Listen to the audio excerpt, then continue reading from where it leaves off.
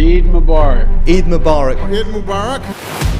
अब फेरि एकपटक दुनियाँभरको 2 अरब मुसलमानहरूले आफ्नो सबैभन्दा ठुलो पर्व ईद मनाउनेछन्। यो अवसरमा दुनियाँभरको 57 मुस्लिम कन्ट्रिजहरूमा बिजनेसेस, स्कुल्स, कलेजेस, कोर्स अनि धेरै कामहरू बन्द हुनेछन्। संसारको ठुलो ठुलो लिडरहरूले पनि नेताहरूले पनि यो दिनको शुभकामना दिनेछन्। यति मात्र होइन, संसारको ठुलो ठुलो बिजनेसेस गतिविधिहरू पनि केही समयको लागि बन्द हुनेछन्। तर आखिर किन? यो सबैको कारण के हो?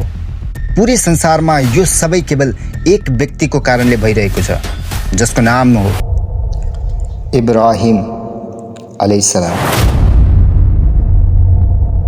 आजभन्दा करिब 4000 वर्ष पहिला इराकको उर क्षेत्रमा इब्राहिम अलैहिस्सलामको जन्म भएको थियो।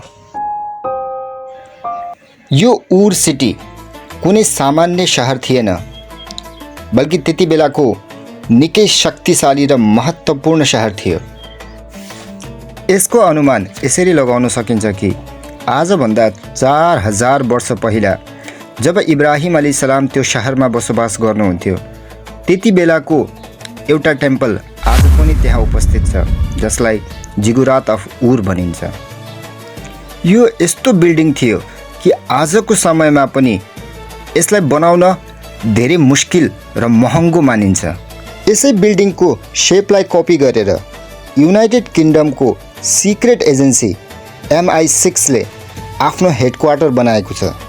इब्राहिम अलैहिस्सलामको उर सिटीमा जन्म भएको कुरा हजारौँ वर्षसम्म तौरातमा लेखिएको थियो। तर आजभन्दा 100 वर्ष पहिला 1930s मा वैज्ञानिकहरूले इराकको यही क्षेत्रमा केही अत्यन्त महत्त्वपूर्ण ट्याब्लेटहरू फेला पारेका थिए, जसमा स्पष्ट रूपमा उर शहरको बार उल्लेख गरिएको थियो। साइन्टिस्टहरूले यो इन्स्क्रिप्सनको साथसाथ धेरै मात्रामा खजाना र ट्रेजर्सहरू पनि भेटे। यो ट्याब्लेटहरूको इन्स्पेक्सन गर्दा यो पत्ता लाग्यो कि यो 4000 वर्ष पुरानो हो भनेर।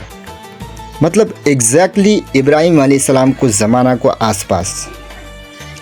यी बिल्डिङ्सहरू, इन्स्क्रिप्सनहरू र खजानाहरूलाई देखेपछि दुनियाँभरको साइन्टिस्टहरूले यो कुरालाई मान्छन् कि यो सिटी उर त्यति बेलाको समयमा सबैभन्दा शक्तिशाली र ठुलो सहर थियो भनेर। विच मिन्स इब्राहिम अलैहिस्सलामको कुनै सानो गाउँमा होइन, बल्कि त्यति बेलाकै सबैभन्दा शक्तिशाली शहरमा जन्मिनु भएका थिए। जस्तो कि आजको समयमा कोही न्युयोर्क सिटीमा जन्मिएको जस्तो। त्यो शहरमा पनि इब्राहिम अलैहिस्सलाम कुनै सामान्य परिवारमा होइन, बल्कि त्यति बेलाकै एक शक्तिशाली व्यक्तिको घरमा जन्मिनु भएका थिए, जसको त्यो शहरको राजासँग निकै नजिकको सम्बन्ध थियो। तर इब्राहिम अलैहिस्सलाम जवानी उमेरदेखि नै त्यो शहरबाट त्यति खुसी हुनुहुन्थेन। त्यसैले त्यो शहरको स्कलर्स र ओलमाहरूसँग बहस गरिरहनुहुन्थ्यो, किनकि त्यो शहरको मानिसहरू एउटा खुदाको होइन, बल्कि धेरै मूर्तिहरूको खुदा बनाएर पूजा गर्ने गर्थे। ती मूर्तिहरूमध्ये सबैभन्दा ठुलो र शक्तिशाली मूर्तिको नाम थियो मर्दुक, जसलाई उनीहरूले सबैभन्दा ठुलो भगवान मान्थे। यो सबै मूर्तिहरूको पूजा गर्न त्यो शहरमा धेरै मात्रामा मन्दिरहरू बनाएका थिए, जसमध्ये एज आई सेड एउटा आलिशान मन्दिर आज पनि मौजुद छ। एक दिन इब्राहिम अलैहिस्सलाम आफ्नो मानिसहरूलाई केही महत्त्वपूर्ण पोइन्ट्सहरू सम्झाउनको लागि त्यो शहरको टेम्पलभित्र जानुभयो र एउटा बन्चरो लिएर त्यहाँ रहेको सबै मूर्तिहरूलाई तोडिदिए, केवल सबैभन्दा ठुलो मूर्तिलाई छोडेर। त्यसपछि उनले त्यो बन्चरो त्यही सबैभन्दा ठुलो मूर्तिको काँधमा राखेर त्यहाँबाट निस्किनु भयो। जब शहरको मान्छेहरू वापस आए र त्यो दृश्य देखेपछि उनीहरू सिधा इब्राहिम अलैहिस्सलामबाट पुगे।